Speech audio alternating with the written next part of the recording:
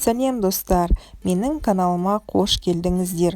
Бүгін біз сіздермен ашытқысыз айранға пісірілетін жеті шелпек дайындауды үйренеміз.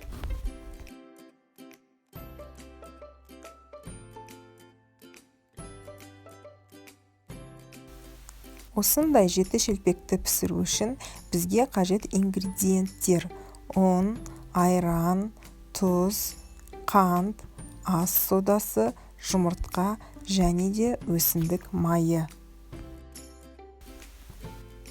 Дайындап алған айранымызға ас содасын қосып, дұрыстап араластырып, 7-8 минутқа қойып қоямыз. Үлкенірек ыдысқа жұмыртқамызды салып, дұрыстап араластырамыз. Жұмыртқаның үстіне айранды құямыз, оның үстіне тұзды, қантты, өсімдік майын құйып алып, массамызды біркелкі етіп араластырамыз. Байқап тұрғандарыңыздай, бізде ұсақ-ұсақ көпіршіктер пайда болды. Осы массаның үстіне ұнды саламыз. Қажет мөлшердегі ұнды салып, тестамызды дайындап аламыз.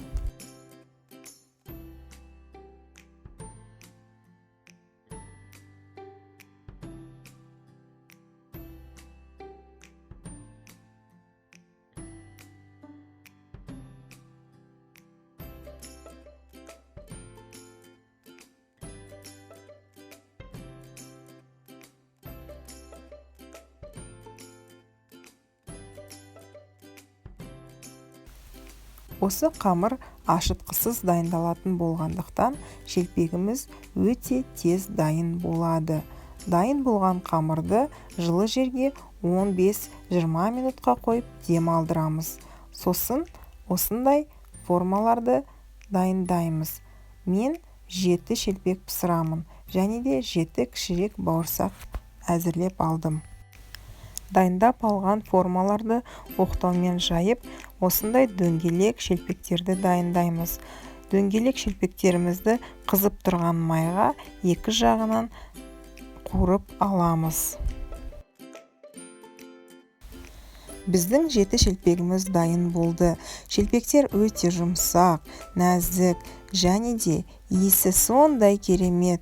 Сіздің отбасыңызға ұнайтындығына сенемін.